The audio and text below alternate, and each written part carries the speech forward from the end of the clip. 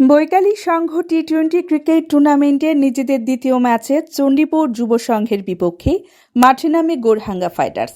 টসে জিতে প্রথমে বোলিং করার সিদ্ধান্ত নেয় গোরহাঙ্গা ফাইটার্স। নিয়ন্ত্রিত ও শৃঙ্খলাপূর্ণ বোলিংয়ের মাধ্যমে শুরু থেকেই প্রতিপক্ষকে চাপে রাখে গোরহাঙ্গা ফাইটার্সের বোলাররা।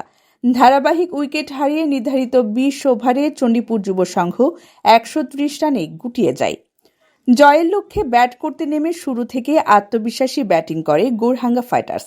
তারেক ও টুটুলের দুর্দান্ত জুটিতে সহজ হয়ে যায় ম্যাচের সমীকরণ। মাত্র 17 ওভারে 7 উইকেট হাতে রেখে লক্ষ্যে পৌঁছে যায় গোরহাঙ্গা ফাইটার্স।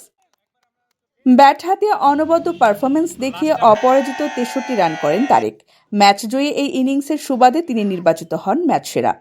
ম্যাচ শেষে তারেক জানান, আগে থেকে আমার চিন্তা ছিল সুযোগ পেলেই দলকে জয় এনে দিয়ে মাঠ ছাড়ব।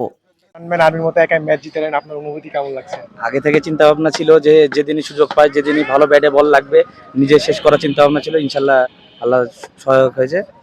তারেকের ব্যাটিংয়ে সন্তোষ প্রকাশ করে দলের কোচ বলেন, আমাদের টপ অর্ডার ব্যাটিং এখন অনেক ভালো অবস্থানে আছে। আজকের ম্যাচে তার প্রমাণ মিলেছে।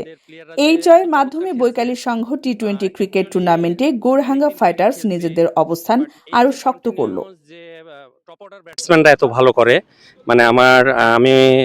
আমার ক্লাব ক্রিকেট বলেন বা স্কুল লাইফে এরকম আমি কন্টিনিউয়াস দেখিনি।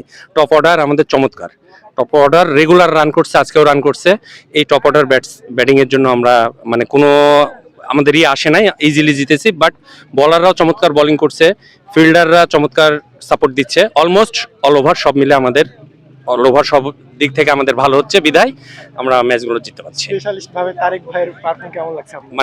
বলার অপেক্ষা রাখে না ও, যে আমি ওর প্র্যাকটিস দেখে আমি আশা করতাম ও আমাদের রাজশাহী থেকে একদিন ও ন্যাশনাল লেভেলেও যাবে। ও যে চমৎকার ব্যাটসম্যান।